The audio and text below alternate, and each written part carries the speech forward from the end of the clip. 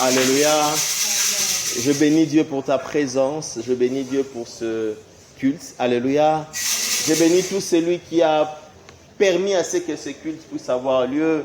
Notre frère Josué qui nous a aidés à installer l'église. La sœur Bibi qui a modéré. Alléluia. J'aime lorsqu'elle modère, mais cette fois-ci, alléluia.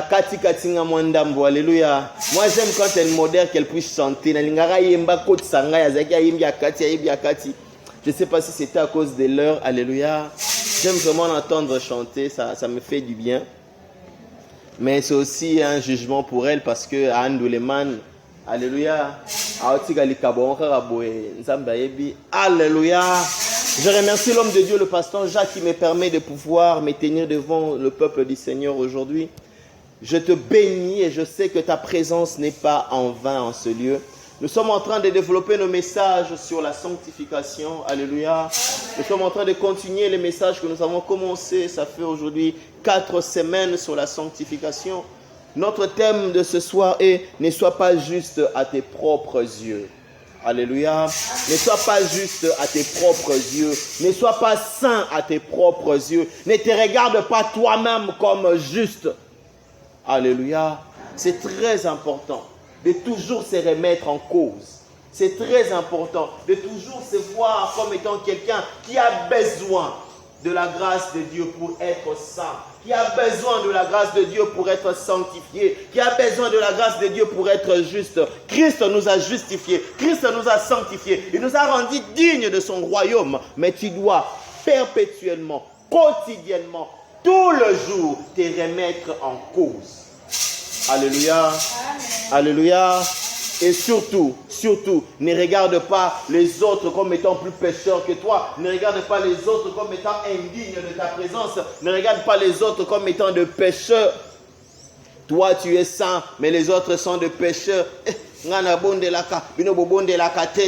je prie, vous ne priez pas. Je ne peux pas m'asseoir avec vous. Je ne peux pas manger avec vous. Non, alléluia. Ne sois pas juste à tes propres yeux. Et souviens-toi d'une chose. Nous avons été convertis pour le salut des âmes. Alléluia. Si aujourd'hui tu es devenu enfant de Dieu, c'est pour que les autres aussi soient demain les enfants de Dieu. Nous allons lire dans Matthieu chapitre 9 à partir du verset 10. Matthieu chapitre 9 verset 10 à 11. Nous allons lire la parole du Seigneur. Matthieu chapitre 9 verset 10, nous lisons. Comme Jésus était à table dans la maison, voici beaucoup de publicains et de gens de mauvaise vie vinrent se mettre à table avec lui et avec ses disciples. Verset 11. Les pharisiens virent cela et ils dirent à ses disciples, « Pourquoi votre maître mange-t-il avec le publicain et les gens de mauvaise vie ?» Alléluia. Les pharisiens, eux, se voyaient comme étant de justes, comme étant de saints, comme étant de personnes pieuses. Et ils ont dit aux disciples, pourquoi Jésus, votre maître, mange avec des publicains, avec les gens de mauvaise vie? Pourquoi est-ce qu'il mange avec des voleurs? Pourquoi est-ce qu'il mange avec des mondains? Pourquoi est-ce qu'il mange avec des prostituées? Pour eux, les pharisiens, ils devaient manger qu'avec eux. Alléluia. Pour eux, les pharisiens, il fallait qu'il y ait 2 castres. La castre de ceux qui servent Dieu, de ceux qui craignent Dieu, de ceux qui sont, entre guillemets, justifiés, justes, saints. Et la castre des pécheurs, des publicains, des gens de mauvaise vie. J'insiste, je ne te demande pas de vivre avec les païens et devenir païen, non. Je te demande juste, alléluia, alléluia, de ne pas te considérer plus saint que les autres. Alléluia. De ne pas te considérer plus digne de recevoir la gloire de Dieu que l'autre. De ne pas te considérer plus enfant de Dieu que l'autre. Alléluia. Alléluia. Luc chapitre 18, versets 9 à 14. Nous lisons la parole de Dieu. Ils dirent encore cette parabole en vue de certaines personnes, se persuadant qu'elles étaient justes et ne faisant aucun cas des autres. Alléluia. Ici, c'est Jésus qui parle. Il a donné cette parabole à cause de certaines personnes qui s'est persuadé d'être juste et déconsidérer les autres, mépriser les autres, réduiser les autres en étant des hommes rejetés par Dieu, en étant des païens. Alléluia. Le mot païen dans ta bouche ne doit pas être une insulte. Tu regardes ton frère et tu lui dis, alléluia. Tu regardes ton frère et tu lui dis, non, ne t'approche pas de moi, pécheur. Moi, je suis enfant de Dieu. Tu ne peux pas me toucher quand tu as pris de la bière. Tu ne peux pas me parler parce que tu as fumé. Alléluia. Que le mot païen dans ta bouche ne devienne pas une insulte. Vous savez, quand nous, on s'est convertis, on avait des pratiques très, très dures. L'époque en question, moi, je l'appelle évangile en co. Alléluia. Moi, je m'étais converti en 98 et je disais évangile en co dans le sens où c'était quelque chose de dire, de difficile. On vivait avec des gens qui pouvaient te dénigrer pour un moins que rien, te rejeter, t'abandonner pour un moins que rien. Alléluia. On entend dire que ce frère-là est tombé. On le rejette. On ne veut même plus être avec lui. On ne veut même plus être aperçu avec lui. Ça, pour nous, je ne sais pas si tu te souviens de cette époque-là. Alléluia. Parce que la soeur, parce que le frère est tombé, tout le monde le fuit. Alléluia. Personne ne le console. On les regarde de loin. Pécheur. C'est un pécheur. Alléluia. En français, ça ne sonne pas bien. Mutamasum. Alléluia. Et en lingala, ça sonne mieux. Mutamasum, mutaekobo, mutabolembu, mutabotaou. Que le fort soutienne le faible. Alléluia. Que le fort soutienne le faible. Quand tu es juste, ne regarde pas ton frère qui est tombé comme étant indigne de la gloire de Dieu. Quand tu es juste, ne regarde pas ton frère qui est dans le péché comme étant indigne de la gloire de Dieu. C'est parce qu'il tombe que tu trouves qu'il est indigne. Non. Alléluia. Jésus mangeait avec le publicain et les gens de mauvaise vie. Il ne mangeait pas avec eux pour que les autres puissent l'influencer. Il mangeait avec eux pour que lui puisse les influencer. Je sais que quand on s'est converti, je sais que quand tu t'es converti, on t'a demandé, on t'a conseillé de te séparer des gens méchants, de te séparer de tes amis qui te conduisaient vers une mauvaise vie. Oui, parce que tu étais enfant, parce que tu étais faible, parce que tu étais influençable. Alléluia. Quand tu t'es converti, tu es encore influençable. Tu as encore les désirs de la chair. Tu as encore ces passions-là qui t'habitent. Normal qu'on te dise, sépare-toi de tes amis.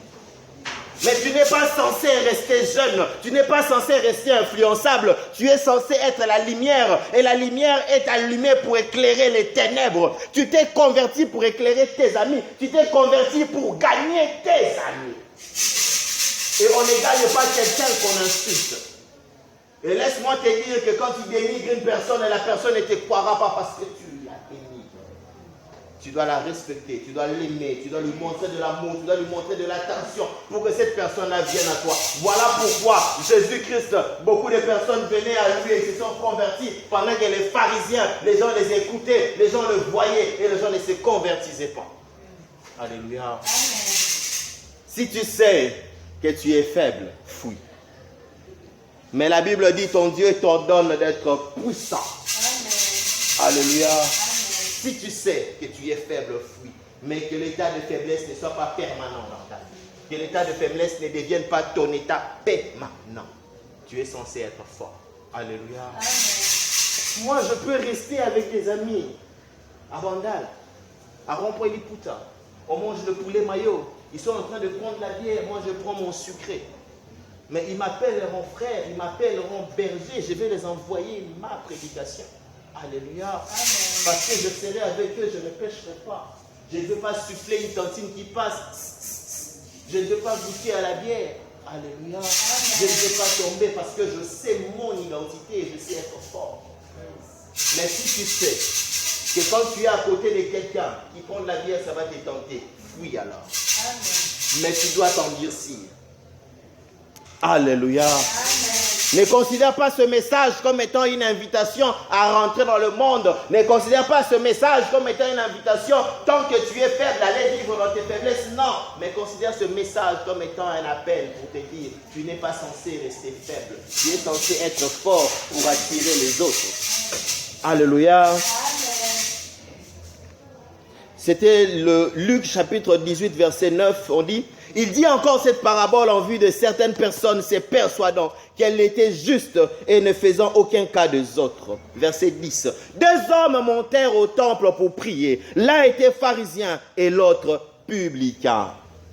Le pharisien debout priait ainsi en lui-même. « Ô Dieu, je te rends grâce de ce que je ne suis pas comme le reste des hommes qui sont ravisseurs, injustes, adultères ou même comme ce publicain. » Alléluia.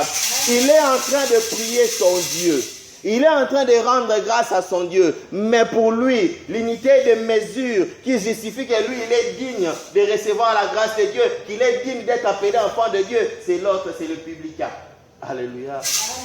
Or, ce publicain-là mange avec Jésus. Lui, il est à l'extérieur, il s'est dit, je ne m'approche pas des autres parce qu'ils sont indignes. Et il ne bénéficie même pas de la grâce de Dieu. Ne sois pas juste à tes propres yeux, mon frère, ma soeur. Verset 12. Je jeûne 2 fois la semaine. Je donne la dîme de tous mes revenus.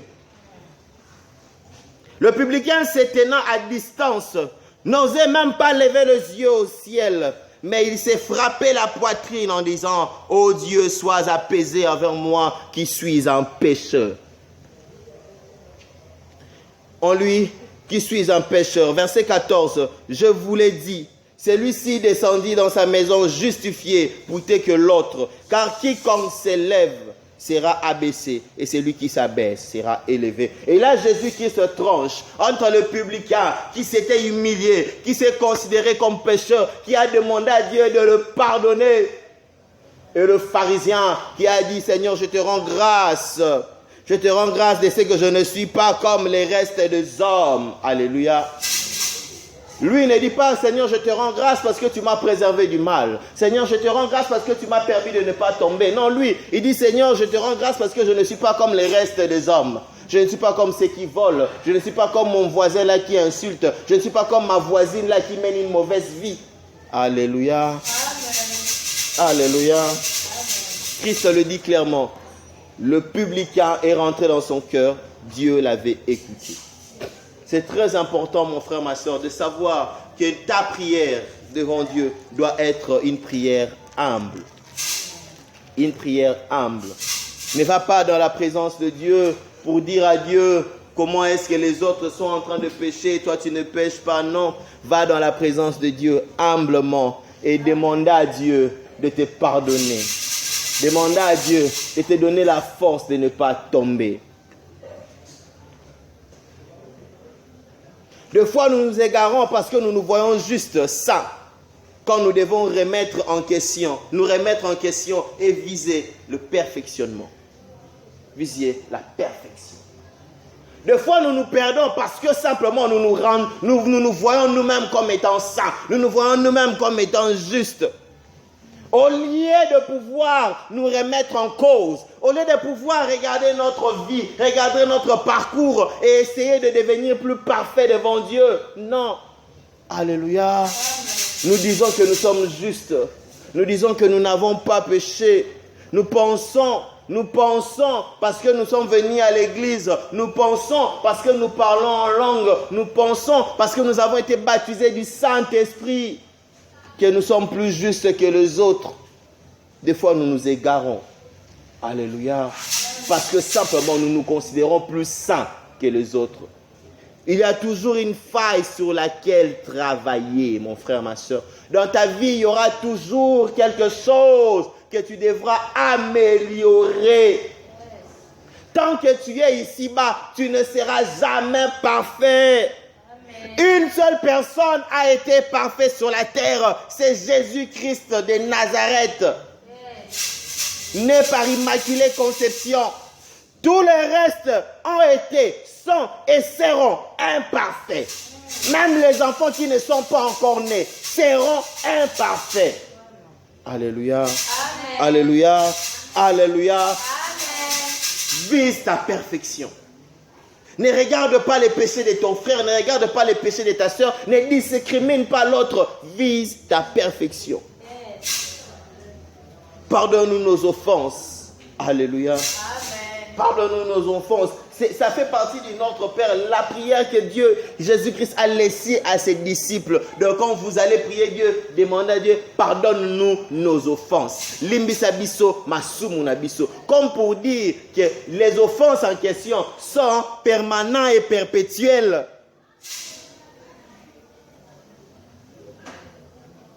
Ne te crois pas meilleur par rapport aux autres. Ne te crois pas meilleur aux autres parce que tu es juste chrétien. Parce que tu pries et l'autre non. Alléluia. Ne te crois pas meilleur par rapport à l'autre parce que tu parles en langue et l'autre non. Ne te crois pas meilleur par rapport à l'autre parce que tu pries dans une église des réveils et l'autre non. Non. Regarde ton parcours, regarde ton passé, regarde d'où tu viens. Souviens-toi de qui tu étais hier. Souviens-toi des péchés que tu commettais hier. Comment est-ce que tu étais païen? Si on t'avait dénigré à cause de ta paganité, serais-tu devenu chrétien aujourd'hui? Aurais-tu accepté l'évangile qu'on t'avait présenté hier? Le païen que tu es en train de dénigrer aujourd'hui, le païen que tu es en train de rabaisser aujourd'hui, Motomasumu, Motonabotaou, alléluia. Amen. Tu n'as jamais connu Dieu parce qu'il est dans le monde. Qui sait si sera le Marcelo de demain? Qui sait si c'est lui le Castano de demain? Qui sait si c'est lui le prophète Tatou de demain? Qui sait ce que le païen d'aujourd'hui sera demain? Seul Dieu sait. Souviens-toi que toi aussi tu as été païen. Alléluia. Nous avons tous été païens. Personne n'est né chrétien. Nous avons tous été païens. Pire, il y a même de ces païens dans l'église. Il est dans l'église en train de servir Dieu. Il est dans l'église en train d'œuvrer pour Dieu. Mais il est païen. Il reste païen. Il vit dans la paganité.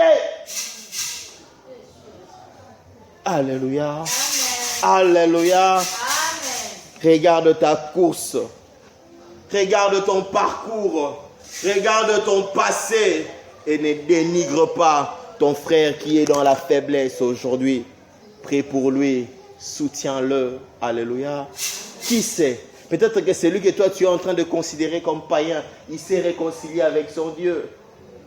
Qui sait? Peut-être que celui que toi tu es en train de considérer comme sorcier, parce que simplement il vit dans le péché. Il est en proie à la culpabilité et la grâce de Dieu est déjà manifeste dans sa vie.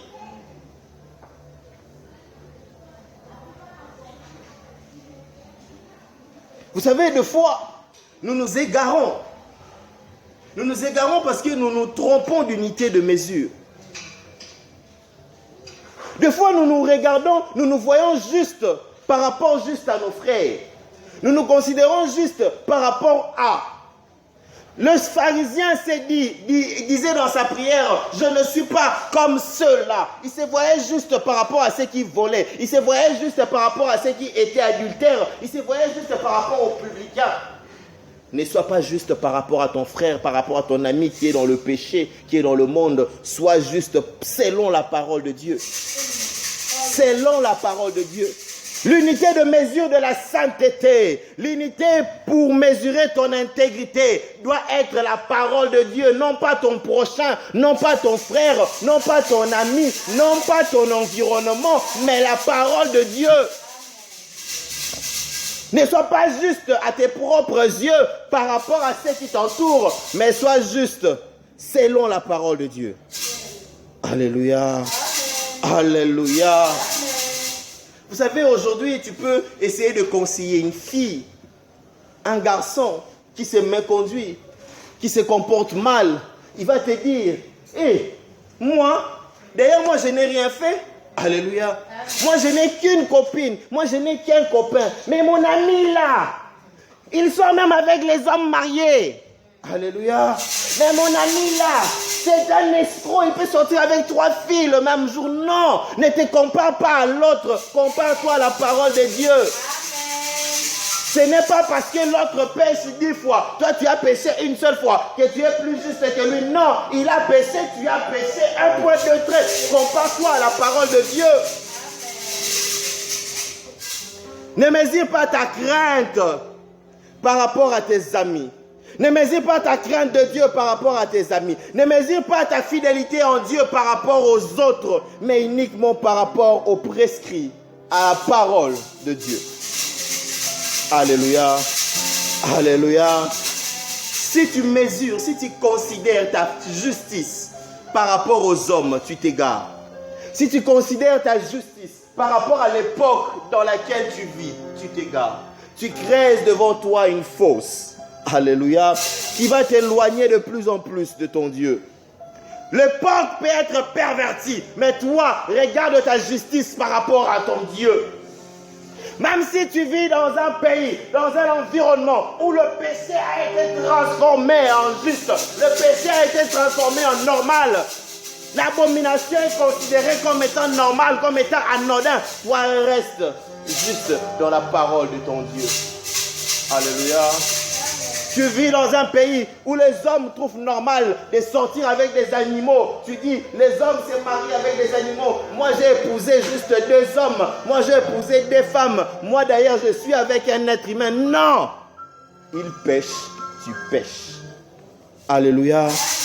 Tu vis dans un pays où le vol, le détournement a été institutionnalisé. Tu dis l'autre, lui, il a détourné 100 000. Il a amené dans sa maison. Moi, j'ai pris juste 1 000 et j'ai amené $100 à l'église. Tu pêches. Ne te mesure pas la crainte de Dieu dans ta vie par rapport à ton frère, par rapport à ton époque, par rapport à ton pays. Mais mesure la crainte de Dieu dans ta vie par rapport à la parole de Dieu, par rapport aux interdits de Dieu.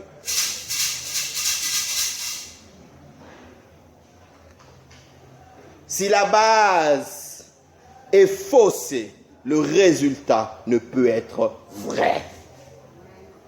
Sur la base sur laquelle tu bases ta justice, sur la base que tu utilises pour mesurer ta crainte de Dieu est faussée, le résultat ne peut être vrai.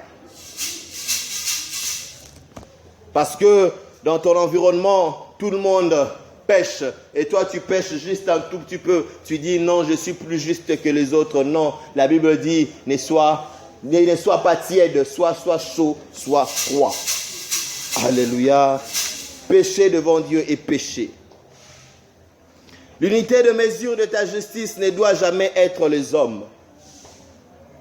Ne considère pas l'homme comme étant l'unité de mesure de ta justice, de ta bonté.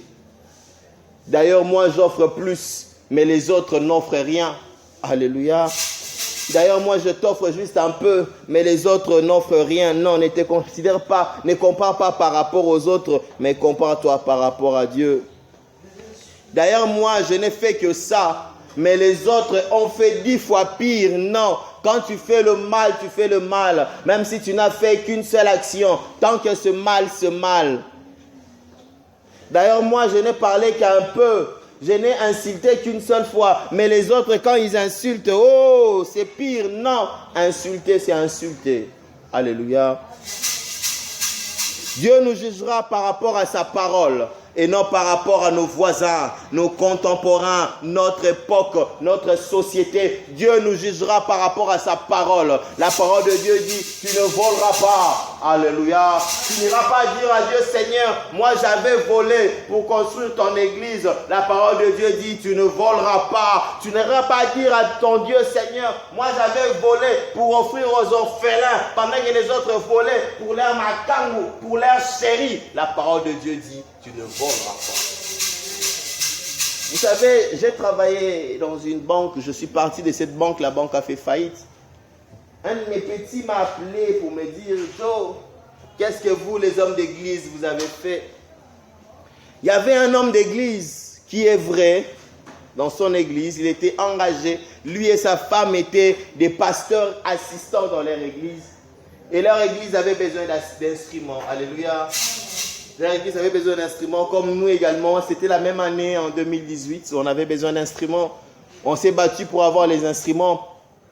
L'homme d'église qui travaillait dans cette banque qui a fait faillite avait un pouvoir de signature. Et il a abusé de son pouvoir de signature. pour détourner plus de 35 000 $. Alléluia. Et lorsqu'on s'est aperçu de ça, on l'a interpellé. Comme raison, il a dit, mon église avait besoin d'instruments, alors je fais une donation à l'église. Alléluia. Et c'était vrai, il avait fait une donation à l'église pour les instruments. Était-ce une donation de 35 000 $? Je ne sais pas. Mais il avait fait une donation à l'église pour les instruments d'argent qu'il avait volé. Les autres qui avaient le pouvoir de signature comme lui avaient volé pour s'acheter des maisons. D'autres avaient volé pour envoyer leurs concubines en Europe. D'autres avaient volé juste pour eux, pour leur plaisir. Lui, il a volé pour acheter des instruments de l'église. Et laisse-moi te dire que les gens étaient plus choqués par son action que par l'action des autres. Alléluia. Les gens lui ont dit, toi aussi qui nous prêches, toi qui nous enseignes, tu te comportes ainsi comme les païens. Non, moi j'avais juste pris autant pour... Non, devant Dieu. Alléluia. Péché, ce péché. Péché, ce péché. Dieu nous jugera par rapport à sa parole et non par rapport à nos voisins, par rapport à nos contemporains, par rapport à notre époque. Non, Dieu te jugera par rapport à sa parole. Ne sois jamais injuste devant tes propres yeux parce que tu vis dans un environnement perverse. Tu te dis tu es juste. Non, si la parole de Dieu te montre des faiblesses, des failles, arrange. Ne sois jamais juste par rapport à tes propres yeux. Toi, regarde ta course, regarde ta vie. Même si dans ton entourage, les gens sont en train de vivre dans la fornication, dans l'impudicité, dans l'adultère, dans le vol, dans l'hypocrisie, et tu as l'impression que tu habites au plein milieu de Sodome et Gomorrhe, toi, regarde ta course, regarde ta vie. Il y a toujours un péché à bannir loin de soi. Il y a toujours une faiblesse à laquelle il faut veiller. Un point pour lequel implorer la grâce du Seigneur. Il y a toujours quelque chose à améliorer. Alléluia. C'est ça même la quête de la perfection. Il y a toujours quelque chose à améliorer. Des fois, nous n'en avons même pas conscience. Des fois, tu ne sais même pas que ça là, tu dois améliorer ça. Alors quand tu vas en prière, ne te complique pas la vie. Seigneur, je te remercie. Parce que les autres en ce moment sont dans l'impudicité. Moi, je suis ton enfant en train de te prier. Tu perds ton temps. Oui, tu remercies Dieu. Oui. Nous tous, nous le faisons. Seigneur, montre-moi ce que je dois encore arranger pour être plus pieux, pour être plus pur, pour être plus digne de toi. Alléluia. Que cette prière-là fasse aussi partie intégrante de ta prière. Seigneur, montre-moi là où je dois améliorer pour te servir encore mieux, pour te craindre encore mieux. Oublie tes amis qui sont dans le péché. Oublie tes amis qui sont égarés. Si tu dois penser à eux, c'est pour prier, Seigneur. Aide-les à se convertir. Aide-les à te connaître. Aide-les à craindre ta parole. Alléluia. Ne sois pas comme ce pharisien. Seigneur, je te rends grâce de ce que je ne suis pas comme. Non. Alléluia. Je sais, il nous arrive tous de remercier Dieu. Moi, quand je regarde ma vie, je me dis, Seigneur, j'aurais pu aussi, alléluia, j'aurais pu aussi être comme ce frère en Christ. Il était chantre. Il est tombé dans l'apostasie pendant une seule année. Alléluia. Chantre connu, il est tombé dans l'apostasie pendant une seule année. Il s'est ressaisi l'année prochaine, mais il a ramené à sa suite 7 enfants de 7 mères différentes. Alléluia. Alléluia. Et laisse-moi te dire que là, je ne trouve pas une femme qui va venir t'épouser au moment où tu as 7 enfants déjà. Soit tu choisis une de celles-là, soit je ne sais pas. Et tu dois avoir beaucoup d'argent. Hein. Bien comme il est compliqué. 7 enfants, 7 bébés, inge, couche, nade pour les 7 à la fois. Et toi, quel boulot tu as? Alléluia. Amen. Quand tu regardes d'autres amis, comment est-ce qu'ils ont fini leur vie? Parce que simplement, quand nous, on allait prier et ils allaient dans le monde, oui, je peux remercier Dieu, Seigneur. Merci d'avoir préservé ma vie. Merci de m'avoir aidé à rester dans la foi. Merci d'avoir fait que je ne puisse pas tomber dans l'apostasie.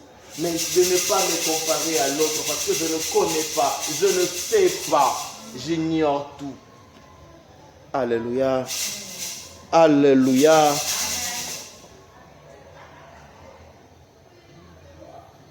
Des fois, nous n'avons même pas conscience des failles que nous devons améliorer dans notre vie. Des fois, tu ignores même les points qui font que la grâce de Dieu ne se matérialise pas totalement dans ta vie.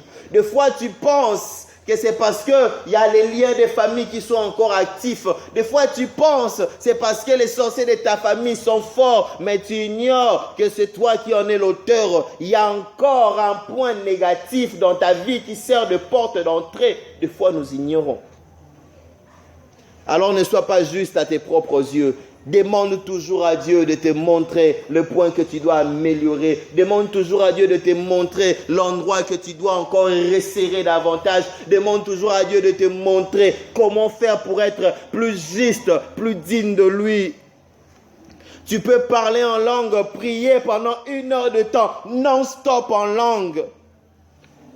Tu peux opérer dans les guérisons miracles et les délivrances avec puissance. Tu peux chanter et l'Esprit de Dieu toucher, guérir, convaincre les gens du salut et de la repentance. Tu peux prêcher à l'auditoire, crier Amen, pleurer, confesser le péché et avoir un coin qui nécessite encore un brisement de la part de Dieu. Un travail profond afin de perfectionner ta vie. Tu peux encore avoir un endroit où tu dois encore travailler, quel que soit ce que tu es, quel que soit ce que tu fais. Alléluia. Alléluia. Et croyez-moi, nous avons vu beaucoup de choses, nous avons entendu beaucoup de choses. Beaucoup de personnes pensent que le don et la grâce justifient tout et couvrent tout parce que son don et les grâces dans sa vie sont opérationnelles, qu'il est saint ou intègre devant Dieu. Non, non, non. Les dons, les grâces sont des fois trompeurs. Dans ma toute petite vie chrétienne, je dis petite par rapport aux autres, mais ma vie chrétienne est grande par rapport à beaucoup de personnes ici. Parce que je me suis converti, je me suis engagé en 99. Alléluia. Dans ma petite vie chrétienne, nous avons vu de personnes, des serviteurs, servir Dieu avec puissance, avec onction. On les appelait même onctionnés. On les a appelés amis du Saint-Esprit. Ils œuvraient dans la puissance. Ils œuvraient en complicité avec le Saint-Esprit. Mais être lié dans le péché. Être lié dans le péché les liait. Et un jour, ça a éclaté. Malgré qu'il était ami du Saint-Esprit. Et à l'époque, on les enfouit. Au lieu de les assister, de les consoler, de les soutenir. Moi, je me souviens d'un frère, je vais taire le nom, je pense que le frère Giras connaîtra de qui je parle. Il est tombé une fois. Il est devenu père sans le vouloir. C'était un serviteur onctionné. Et l'église l'a suspendu. On l'a mis de côté. C'était logique, c'est ce qu'il fallait faire. Moi, j'ai fait quelque chose. Je l'ai retenu. Alléluia. Amen. Je cherchais tout moment à être avec lui. J'ai recommencé à tourner, à faire l'haltérophilie comme Mali Bende, pour le saisir et l'avoir à mon côté. On venait tourner ici chez maman Manzeba. Le soir, on était là. J'étais tout le temps avec lui, tous les jours, jusqu'à ce qu'on a levé sa suspension. Et de toute cette génération-là, tous ceux qui étaient tombés, tous ceux qui avaient engrossé, il est le seul à être resté dans la foi après sa suspension. Alléluia. Amen. Les autres sont partis dans l'apostasie. On les a récupérés dans d'autres églises, mais ils étaient partis, ils étaient par terre. Et même jusqu'à aujourd'hui, quand tu les regardes, ils ont perdu ce qu'ils avaient.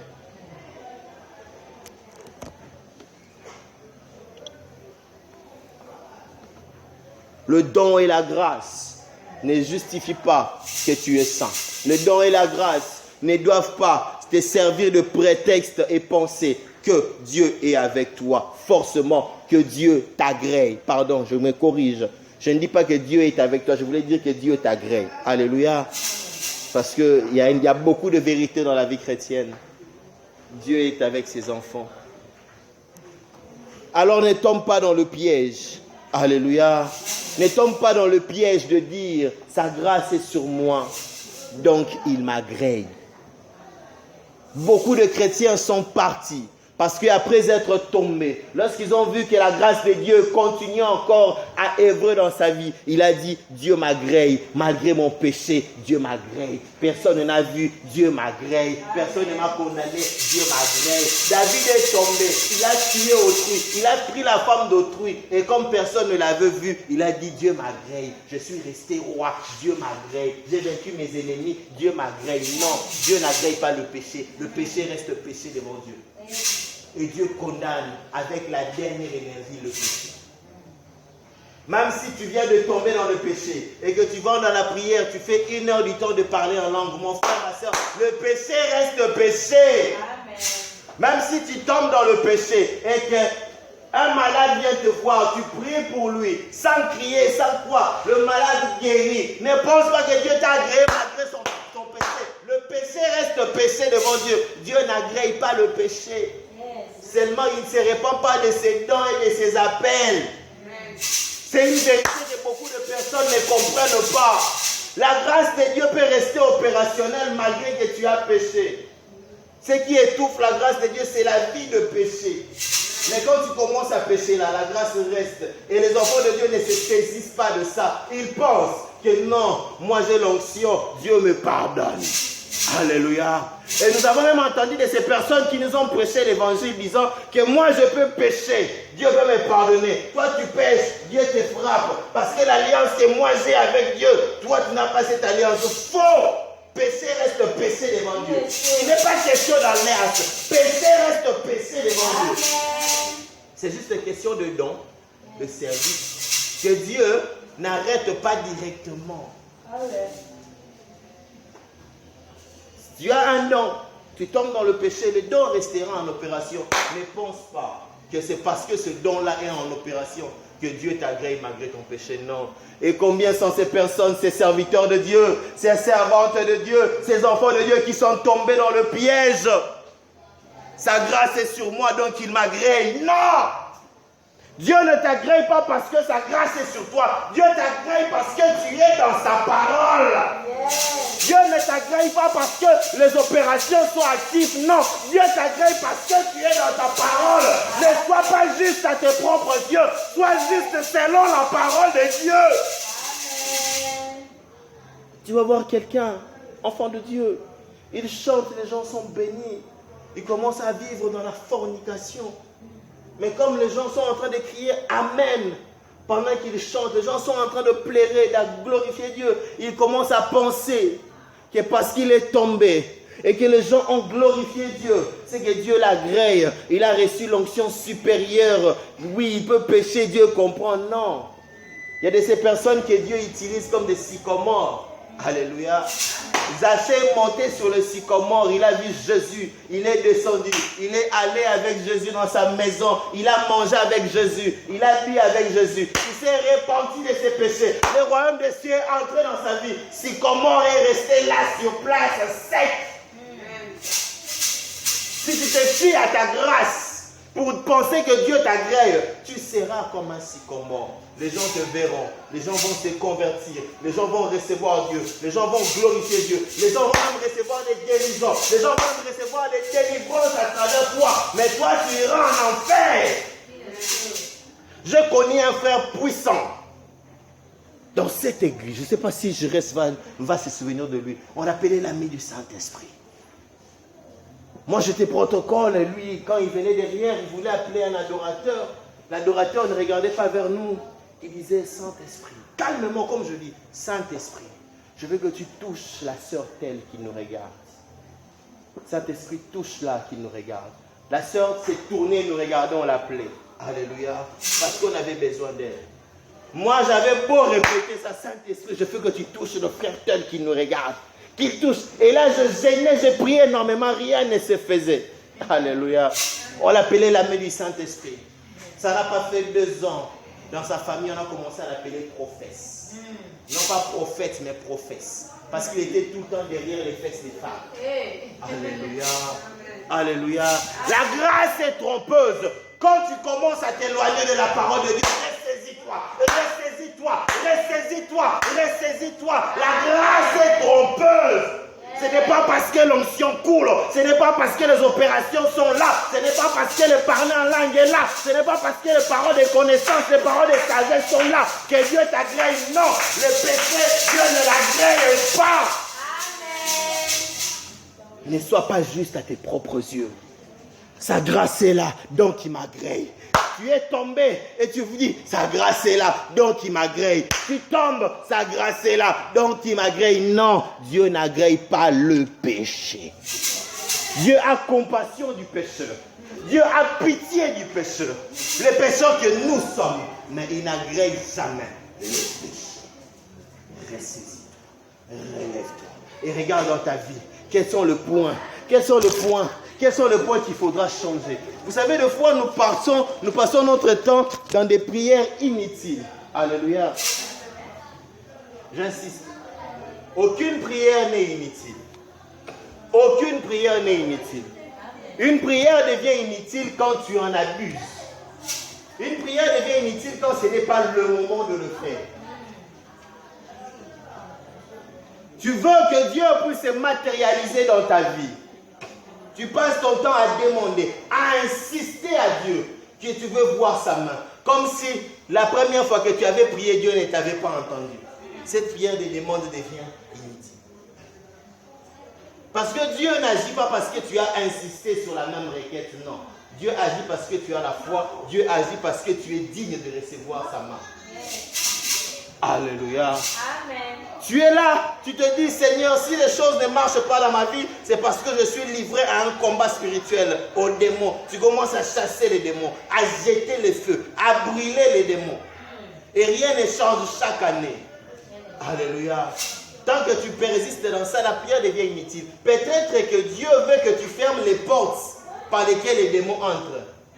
Demande à Dieu, Seigneur, montre-moi là où je dois fermer. Montre-moi ce que je dois changer. Peut-être qu'il y a une pratique dans ta vie. Toi, tu trouves que c'est anodin. Toi, tu penses que cette pratique-là est anodine. Que non, ce n'est pas un problème. Les enfants pire. Mais Dieu sait que ça, c'est un péché. Et c'est par là que les démons entrent.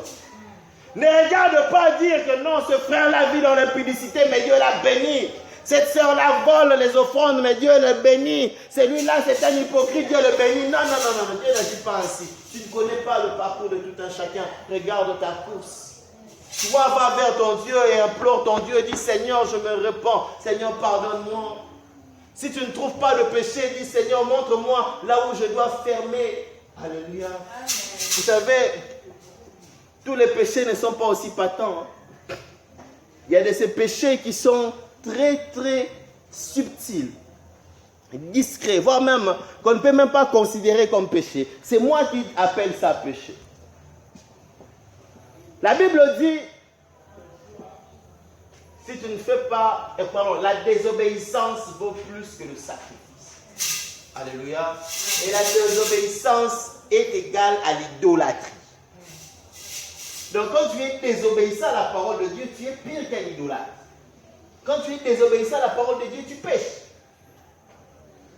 Lorsque je me suis converti, on m'a donné un enseignement et on m'a dit que pécher, c'est faire sa propre volonté, non la volonté de ton Dieu. C'est que Dieu veut en ce moment-là, si tu ne fais pas, tu pêches. Tu as dans ton cœur l'envie de prier avec énergie. Mais on te met à cœur de prier mardi, juste à l'heure où commencent nos vélas. Alléluia. Tu te dis non, que je regarde d'abord nos vélas. Ça nous est arrivé à tous, hein. Que je regarde d'abord nos vélas, je vais prier après. Quand tu regardes nos vélas et que tu vas dans la prière, tu sens que ta prière, non seulement que ta prière n'est pas profonde, mais que ta prière n'est pas, ne coule pas. Tu te sens même lourd. Alléluia. Parce que tu devais faire ça à un moment, tu ne le fais pas en ce moment-là. Qu'est-ce que Dieu t'avait demandé de faire que tu n'as pas fait? Qu'est-ce que Dieu t'avait mis à cœur de faire que tu ne fais pas? Quel travail que Dieu t'avait mis à cœur de faire que tu négliges? Alléluia. Amen. Des fois, ce qui bloque vient de ça, ce que tu négliges. Tout péché n'est pas patent. Il y a de ces péchés qui viennent de la négligence. Il y a de ces péchés qui viennent de la désobéissance. Et des fois, ça ouvre des portes et les malins entrent. Ils entrent et ils s'installent.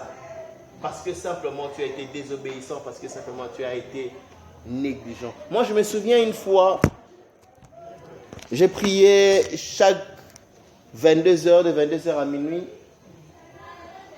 Et j'aimais regarder une série télévisée, c'était 107 biches. Les anciens s'en souviennent. Cette fois-là, on avait décalé l'heure de la série en question. Je ne sais pas pourquoi. Et la série a commencé juste quand moi j'ai pris la chaise pour aller prier. Alléluia. Et je priais, mon esprit était dans 107 biches. Je n'arrivais pas à me concentrer. J'ai regardé, je me suis dit, le matin, j'avais déjà prié 2 heures du temps. Hier, j'avais prié 2 heures du temps. Bon, le matin, ce matin-là, encore demain, matin, je vais encore prier 2 heures du temps. Je me suis arrêté là, je suis rentré au salon, j'avais fait à peine 20 quelques minutes pour regarder la série. J'ai regardé la série. Et à partir de là, pour avoir encore cette force-là d'entrer dans la prière. Au début, je n'avais pas compris. Je me réveille le matin, je vais prier, je veux pour prier. Je commence ma prière, je sens que je suis lourd. Je commence ma prière, je sens que ma prière s'arrête, je vais regarder l'heure, je faisais 2 heures du temps. Là, j'ai eu l'impression d'avoir traîné, mais je n'avais même pas fait 30 minutes. Le soir, la même chose, et chaque fois, mon temps baissait. Jusqu'à ce que je me suis remis en cause, j'ai demandé à Dieu qu'est-ce qui s'est passé. Et l'idée m'est revenue. L'esprit m'a rappelé, m'a ramené en souvenir que j'avais négligé de prier pour aller regarder la télé. Quelque chose de subtil qui a ouvert une porte. La lourdeur est entrée, la faiblesse est entrée. Spirituellement, je me suis mis à régresser. Si je ne m'étais pas ressaisi, je serais allé petit à petit en régressant. Le péché serait revenu petit à petit pour une petite chose. Une petite chose. Une petite chose. Alléluia. Une petite chose. Ne sois jamais juste à tes propres yeux, mon frère, ma soeur. Chaque fois quand tu vas dans la prière, dans la présence de ton Dieu, remets-toi en question. Remets-toi en question. Essaie de consulter ton Dieu pour savoir, Seigneur, où est-ce que je suis tombé? Où est-ce que j'ai failli? Où est-ce que j'ai été désobéissant? Montre-moi, révèle-moi pour que je puisse savoir comment me rabibocher avec toi. Alléluia. Alléluia. J'ai envie de continuer de parler, mais je pense que je vais m'arrêter là. Mon frère, ma soeur, je t'invite à ne pas être juste à tes propres yeux. Je t'invite à ne pas considérer ta justice, ton intégrité, ta sainteté par rapport aux personnes qui t'entourent, mais considère-toi par rapport à la parole de Dieu. Qu'est dit la parole de Dieu par rapport à ce que tu fais au quotidien? Qu'est dit la parole de Dieu par rapport à ce que tu es? Où te situes-tu par rapport à la parole de Dieu? Si tu veux une unité de mesure, ne regarde pas ton époque, ne regarde pas ton environnement, ne regarde pas tes amis, ne regarde pas la société où tu vis, mais regarde la parole de Dieu. Qu'est dit la parole de Dieu par rapport à toi? Que dit la parole de Dieu par rapport à tes pratiques? Qu'est dit la parole de Dieu par rapport à tes pensées? Qu'est dit la parole de Dieu par rapport à ton attachement? Qu'est dit la parole de Dieu par rapport à tes goûts? Que l'unité de mesure de ta vie soit la parole de Dieu. Et chaque jour dans ta vie, remets-toi toujours en question, remets-toi toujours en cause. Parce que ici-bas, personne n'a été parfait. Personne n'est parfait. Personne ne sera parfait. Tant que Christ n'est pas revenu, tout ici-bas ne sera qu'imparfait. Même moi qui vous parle, je suis imparfait. Alléluia. Le jour que je serai parfait, ce jour-là, Dieu va m'enlever. Parce qu'il sait que si je reste, je vais tomber. Le jour que tu seras parfait, ce jour-là, Dieu va t'enlever parce qu'il sait que tu vas tomber. Alors ne regarde pas ta perfection par rapport à la personne qui est à côté de toi, mais regarde ta perfection par rapport à Dieu, par rapport à la parole de Dieu. Qu'est dit la parole de Dieu par rapport à toi? Nous avons nos têtes couvertes.